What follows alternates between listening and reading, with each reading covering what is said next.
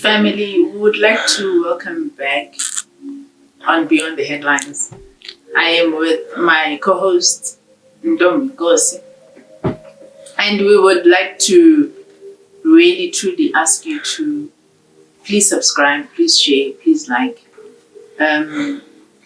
engage with us as well on the platform. My name is Cindy Sashenga, and today we actually decided that me and Ndomi were going to reverse roles a bit. And she was taking me to task about it. But you know, I think we are in a very beautiful reciprocal relationship where issues of the marginalized needs to be able to find a form. And therefore, in this particular segment, we would like to welcome you. We welcome you because we value you and we value your input. I think from where we are and when we started this, we didn't anticipate that we were going to be able to have so many people that would be able to sort of, say that we're on the right track.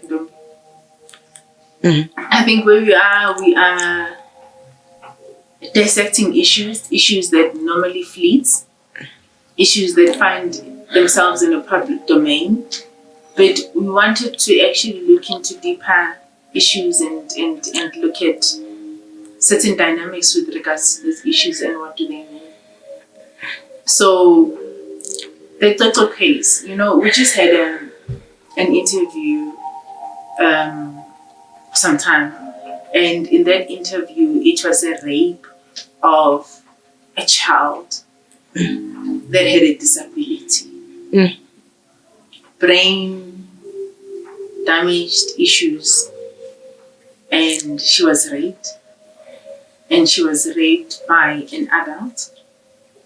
At the time in 2023 he was 40. Now he must be 40 something, but if I can count well. and this guy decided that he was going to recruit minors to join him in the act. So for me, this story ignited a whole lot of systematic issues that we do have in this country. And my goodness, the issue of children, the rape, the severity in which that girl child found herself. I cannot even start explaining exactly what that meant to me. We as women, we suffer traumas from our past. And some of us had to go through those traumas and not speak about it. So, please, can we talk about this story? Greetings to our viewers. Thank you for joining us again. This matter of justice for Kwekwe is not only about this 7-year-old who was allegedly raped at school premises at Bergville College in Eastern Cape. There are many other Kwekwes out there. It is fortunate. The fortunate part right now is that this matter is getting the attention, and us having to have this incident being reported almost every day, like we are talking about it. The hashtag is alive. Us having that, we are managing to hear more and more stories from people. There are people who are coming out. Unfortunately, there are those that are too scared, like you said, to come out. We have seen, in most cases, you find that someone who is a victim, they tend to suffer a secondary victimization from it's either the SAPS, the investigators, to prosecutors advising them or their parents would say, no, like you're not gonna win this case. There are so many other kwekwe's out there. And for the first time, I'm applauding South Africa. South Africa right now, we are seeing that South Africa is united. I love what is happening. Please, the movement must go on. Hashtag kwekwe, justice for kwekwe. It must go on and on until someone is arrested. It can't be that this 7-year-old was allegedly raped and there's a man out there or other perpetrators roaming the street freely. I mean, South Africa, what is this? Let's stand up. If you look at the stats, the latest stats right now, crime stats, 292 cases, rape cases were reported, only happening in learning institutions, including universities. No. What is happening in South Africa? You look at the issue of publishing that register where sex pest teachers, like the one that it needs to be published. There's been a talk shop. As early as 2018, 2017, says the council where each and every educator or teacher is affiliated to. They've been promising to publish this register for sex pests so that people would know this particular teacher has been investigated and he was found guilty. People need to know that. What is taking government and those authorities so long for them to publish this thing so that people would know and so that they would take extra caution? If you take your child to a school, that is supposed to be the safest place. A school is supposed to be a place where a child is learning. No need to be in fear. But right now, most schools are a crime scene. Ntomba, I used to work for the Department of Justice some time ago. And this issue that you just alluded to, in terms of offenders that actually commit sexual crimes. Yeah. Those whatever they call it. Yeah, pedophiles. Those pedophiles. Yeah. That there was going to be a list that has to be published. Yes. With regards to that. And I'm talking about something that was like, sure. It's been how many years that I've left that? It's almost 2 decades. And yes, the sexual offender register or something like that that was supposed to come out. And I'm so surprised that you're still talking about it. It's shocking. That list is not out. Because had that list been out, these things would have, I'm not saying they would have been minimized, but at least we would have been aware. Yes. Yes. And that is the saddest part that we actually find in this country, is that issues are so fleeting. We are talking about justice for social now. Yeah. The severity in terms of the whole situation, in terms of what happened to that little girl. And now there are persons of interest that are there. Their DNA samples have been taken. There was no foreign DNA that was found with the girl and such. But the trauma of having her family live, you even said that the other time that the mother was involved in an accident at some point.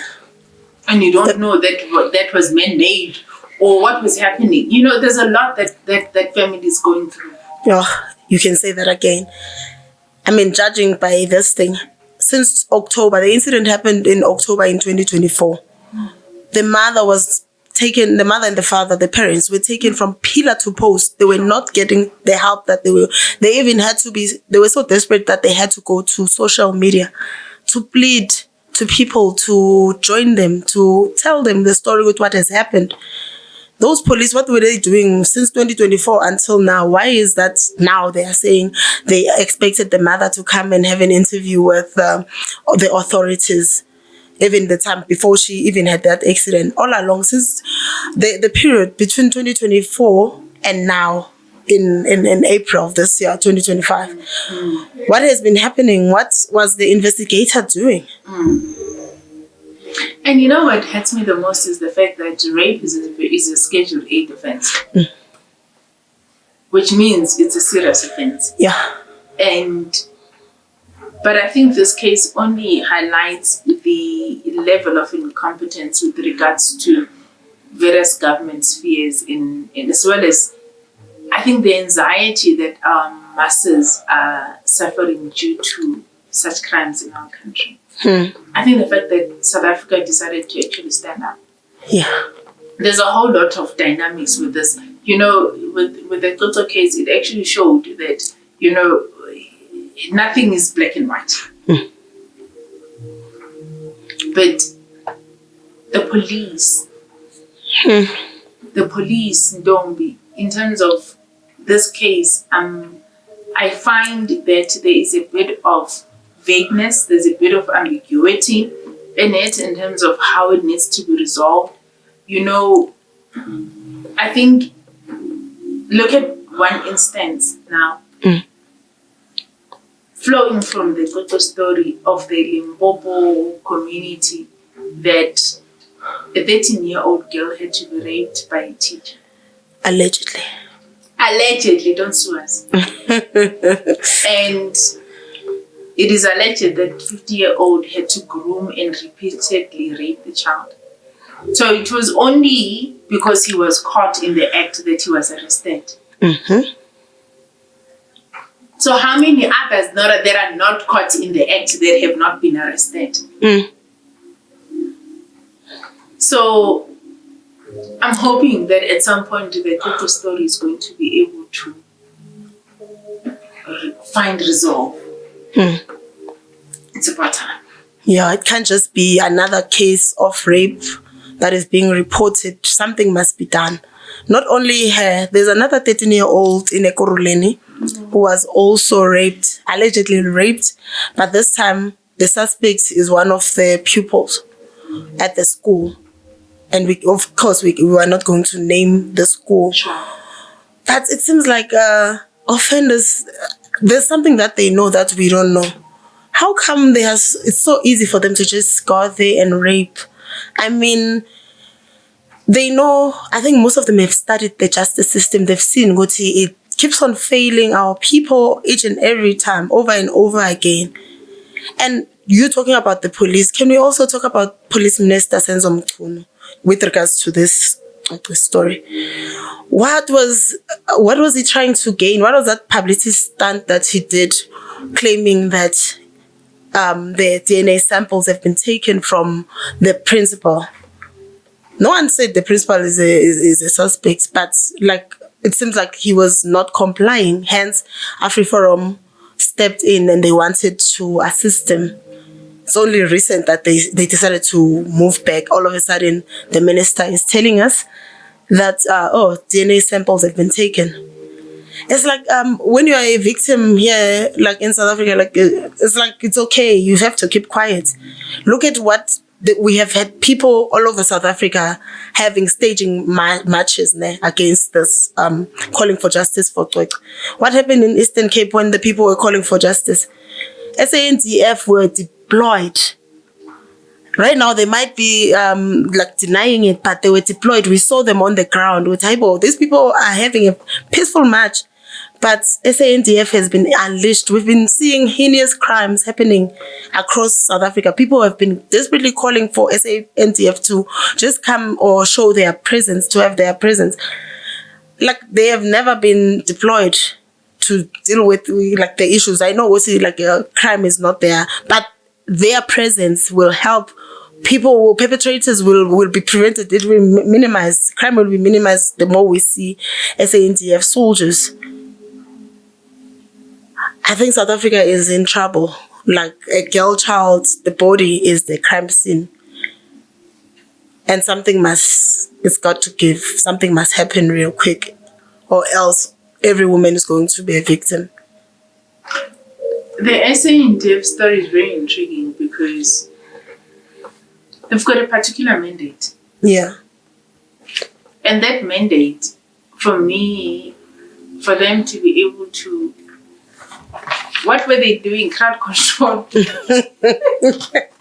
You can ask again.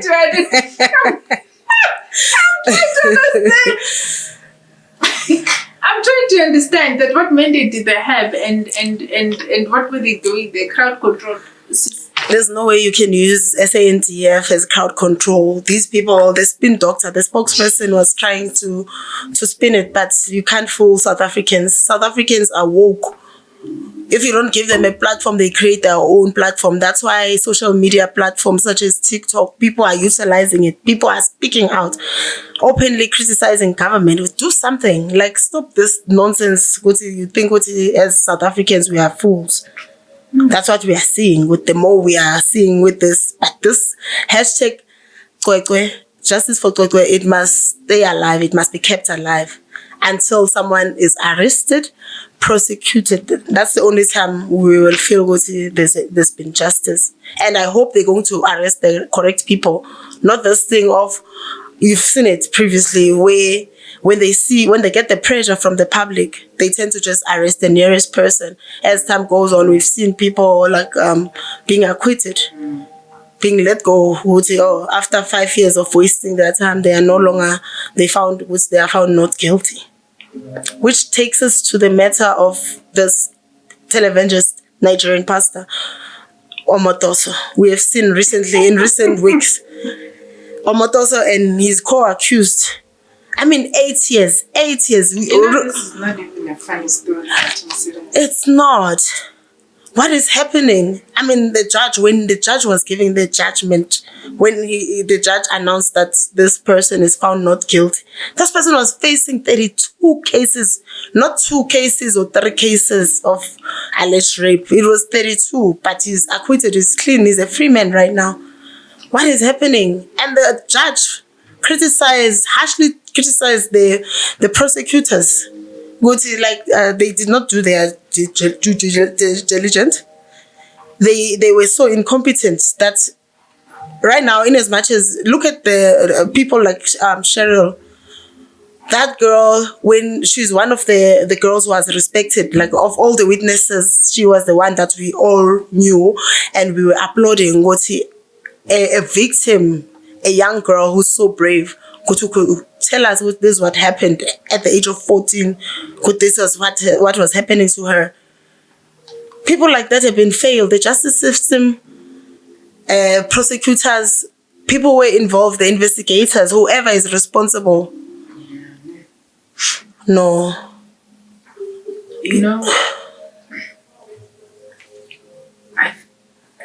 The view is that the NPA must be deeper. Yeah.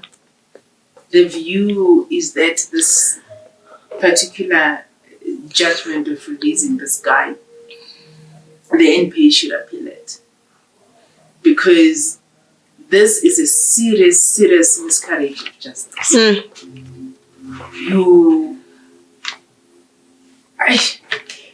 This is really setting a very wrong precedent for some pastors and this Omotoso character.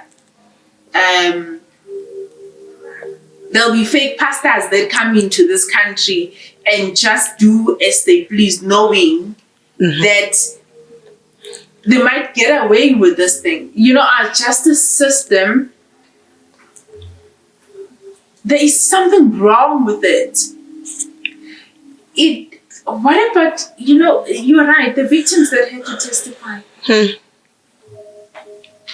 They have to relive their terrible ordeal under the fellowship of this fellow. And this fellow is set free. And in some way, there's some way where I read that he was actually even having a very good time of his life in prison because he was able to buy himself certain things. He was able to do whatever through his influence, through his money. But then what about those girls? The one that you just alluded to now. What is it saying about our justice system? And I have a serious issue, and I think that we need to, as much as we are conversing as South Africans, to say, what, we need to find justice for people. we need to also find justice for exactly these women, because the issue of these fake pastors that come into this country, yeah, and abuse us because we've got faith. No, faith is something else. Faith is something else that you would be lured into doing something that you never even think that you would even do as a human being. And because you believe, you will decide that, you know what whoever a human being is telling me, Utabiso is my mfundisi, or whatever Utabiso is telling me I must do. But the trauma that comes from that, Ndombi, for me, more than anything else, is that for the life of me, can we get to a point where we are able to find resolve on issues such as those? And we set an example with people such as Omotoso. This guy, there's no way this guy will go scot-free. Am I wrong, Terry? So there's no way that this guy can be able to go scot-free. And did you look at this guy, Mara? Serious? He was so arrogant. No, seriously. Did you see this guy? Did you see them celebrate after he was found not guilty? I was like a flock of sheep, Ndombi. I was like, huh? Or like I'm not getting faith. I'm not getting. Please, South Africans, please don't kill us. But I don't think faith should be blinded. Faith should be you and God. It's between you. It's convincing. It's between you and God. Yeah. It has got nothing to do with the secondary person.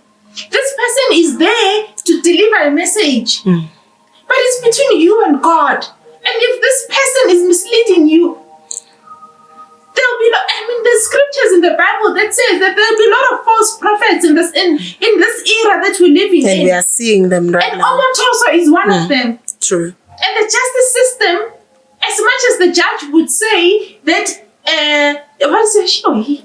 It was a she.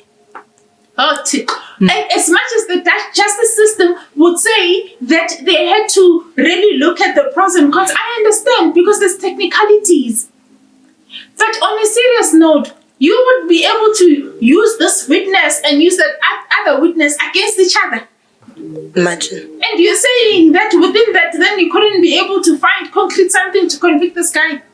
And it took them 8 years. I swear. Can we also talk about the NPA? The NPA, after the judgment, like when they were asked for a comment, they were like, okay, they need to study the judgment. It's been how many days, how many weeks right now? Are they still studying this judgment?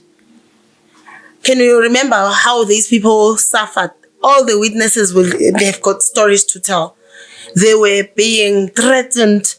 They were, one of them, remember, she recently passed on. She was gunned down in what was believed because it was an attack, because it was a hit.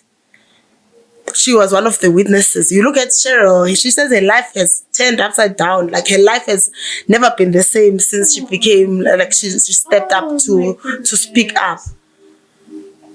This thing is going to push South Africans to not want to come out and be witnesses, even when in matters where they've witnessed, because they are not safe.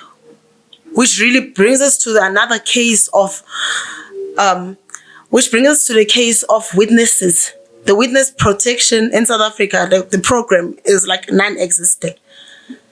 Just few weeks ago, this man, I think his surname, he's a taxi operator. He's a former taxi driver. He was gunned down inside court. I mean, on the 4th floor. Each and every court, it's a national key point. They check us. Everyone who enters the court or leaves the court, you put, for those who don't know, you put your goods in the machine and it's scanned. How did that gun the gun, the pistol that killed, the automatic rifle that they're talking about, how did that gun pass that if really security is there? Witnesses are not going to come out. And he was not the first one. This year alone, there was another incident in Randburg. That incident, it was a woman this time. She was she was going to be she was going to stand in the dock and be a witness in a case. She was killed, brutally killed, and they're not the only ones. So right now, the calls are mounting for the enhancement of the protection of witnesses, because really this is a big problem right now. So the portfolio of the Portfolio Committee of Justice and Constitutional Development went on a oversight visits to prisons, but they're focusing basically on KZN. And they found that the CCTV system was not working in most prisons. So what does it say to you? You know, these metal detectors that you're talking about were not functioning. But it brings me to another point, because the Department of Justice spends millions on security. Yeah. Especially when it comes to courts. Where is that money going to? It is the same thing that I was telling you, Ndombi, that now you would procure service providers for the sake of being able to fill your pocket. Yeah. And you forget about the fundamentals. Yes. Because that means you are skimping on certain security fundamentals that are there to safeguard the lives of the people that go into that. The fact that they were not able to detect the firearms that went in there in a court of law, in a precinct that is supposed to be secured, that should mean something to you. Our brazen attitude with regards to corrupt activities and with regards to us being able to secure the bag is becoming a problem, because it is now affecting you and me. It is affecting our children. Yeah. It is affecting our legacy. And that for me is a problem. Yeah. Because you highlighted a lot of issues. You spoke about in 2021, the guy that from Eldorado Park. Yes. As well, that was shot multiple times outside magistrate court. Yes. That's another typical example that you could even relate to. And you're asking yourself exactly what is exactly happening. And you know, there is this nonchalant attitude that you're actually getting from authorities with regards to being able to really deal with fundamental issues that are actually facing us as citizens of this country. Yeah, we're in trouble. I work in the private security industry space as well. Yeah. You don't. Yes. You speak out, you're a target. You condemn certain things, you're a target. And the only system that you can be able to go to is our justice system. Yeah. And it's the very same system we're talking now that is letting down our very same people. Then what is our recourse? This is sad. It's very sad. No, this is sad, sis. No, this is totally, there's a lot that is happening in this country, Ndombi, and it aches me to even talk about these particular issues, because day after day, certain things are happening in this country, and my goodness, we're not finding resolve. Until when? Yeah. I mean, also, this thing of witnesses. Remember, witnesses as well as whistleblowers. They're in trouble because the more we see lots and lots of cases being reported right now. Not only Babita Jagrin, who uncovered that scandal at the Department of Health, and she was gunned down. Many other people out there, they are scared of being whistleblowers. They are seeing the corruption that is taking place in South Africa, especially in the public sector. But they are too scared to come out because they know what a hit. They can be a hit on them any time of the day or night. So what should they do? What is government doing about this thing? Like the witness protection program. Where are we as South Africa? In terms of that, how far are we? Do you think it exists though? It's really sad. It's really sad. I'm laughing, but I'm okay. Can we start not have mediocrity when it comes to people's lives? Can we start to not have? We talk about gender-based violence issues. Yeah. We talk about femicide issues. It's not even that even men are not even affected by them. We talk about all these things, but you would find that what is letting people down is people that are within the justice system. True. The very same people. I said initially that the justice system consists of people. So wherever there's a human element and there is an opportunity for you to be able to not think of the other person and have a self-serving interest, this is what you're going to find. I'm hoping that this Omotoso case, 8 years later, and him thinking he's a free man, that something else is going to happen. I'm hoping that the NPA will be able to take up this case again, and I'm hoping that there'll be justice for these girls, because you can't be standing in a court of law and testifying about your deal and get a roti. And this guy is sitting there rubbing his stomach and smiling and and laughing like a hyena and laughing the way he actually looks. For me, it actually says something. But I think sometimes in life you don't have to end on a bad note, isn't it? Definitely. On a lighter note, can we talk about African leaders? I mean, Africa, the population, as you were saying earlier, the population is very young, but the leaders, the average leader is the age is 82.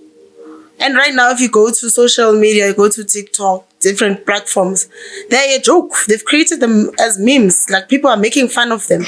You look at the president of South Sudan, Salva Kiir. He's 74 years old. Don't wait. Yeah. Oh,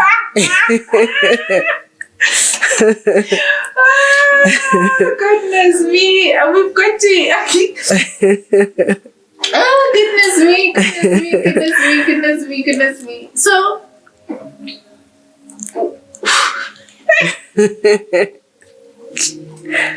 African leaders. Let's talk about that. You know, there's a lot that we are saying about leadership in this country and in the continent. And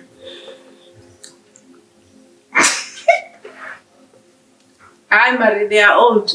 Well, they are old. Those people don't belong in leadership positions. They should be somewhere at those homes, retirement homes, or they should be chilling there with their grandchildren.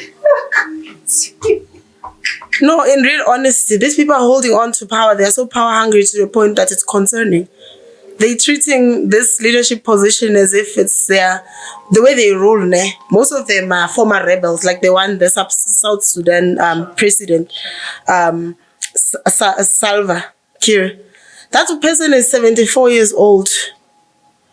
What is a 74-year-old going to? He has no business being a leader. Young people should be occupying all those spaces because they are the future. They should be the one leading. This man was also caught, like talk about social media. There's one video where he's coming out of a plane, like he's being welcomed by a Ugandan president who is super old himself. He's 81, Umotoso. They are accompanying each other. The other one is they're using like walking sticks. They are walking so slow. You're like, they look like they're going to fall and die, those people. Hi, boy, those people must just give up. Did you see the stick when he was walking? Like, out of the plane, he was holding on for his life. And the entourage was just there looking at him. Obviously, they are not showing. They are trying to keep their straight faces. But in real honesty, they were thinking deep down, I can tell what they were like. I mean, that's, yeah. And that same president, there's one video where that was posted. It's also trending. You can also check it out. He's wearing a grey suit and it looks like it's wettish a little bit. A person who can wet themselves, what business do they have in leading a whole country? South Sudan, hey, these presidents, and you look.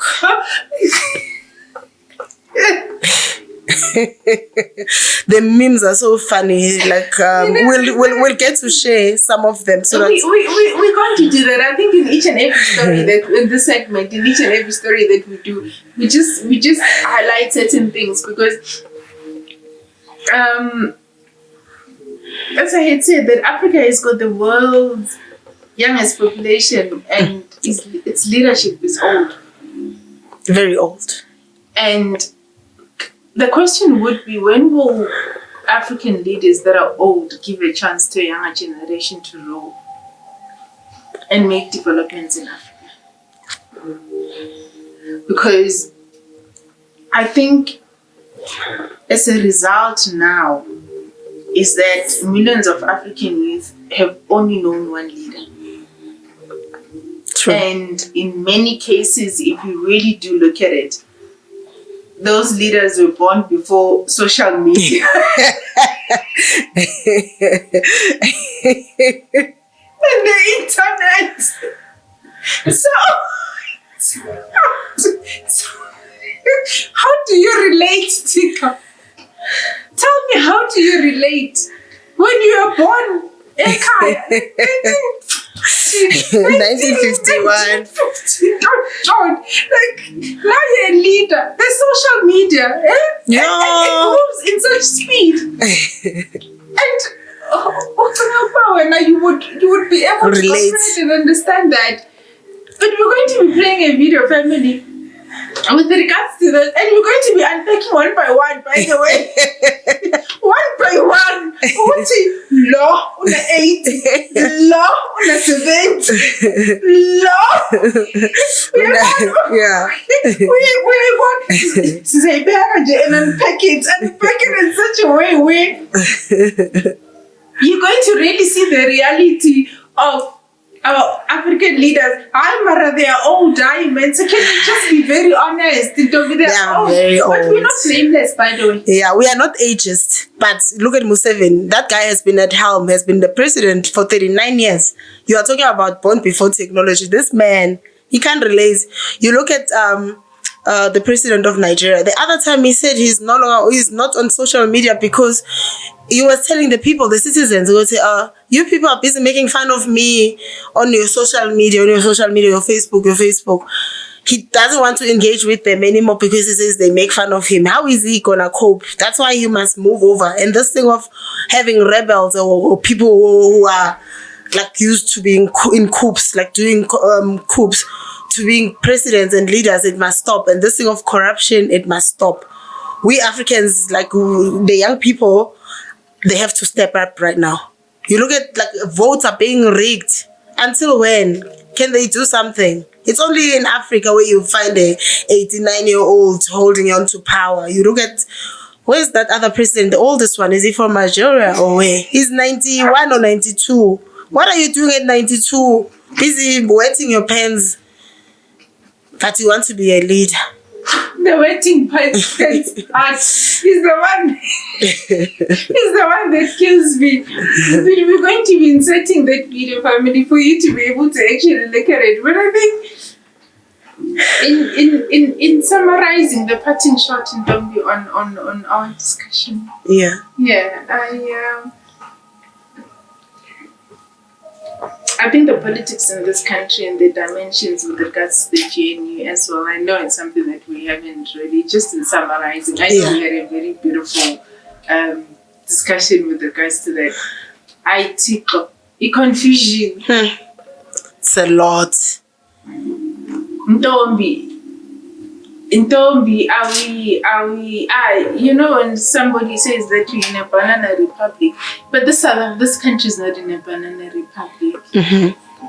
It's not. It's not in a banana republic, but I don't want us to get to that point because there's a lot more. There's future. There's hope. There's a lot more that we can achieve. Yeah. Yeah. So you're cutting short. Yeah. South Africa. What we have seen playing around, like happening around, it's a lot. And if we don't stand up, if we don't step up, the country is really perishing in the hands of heinous criminals.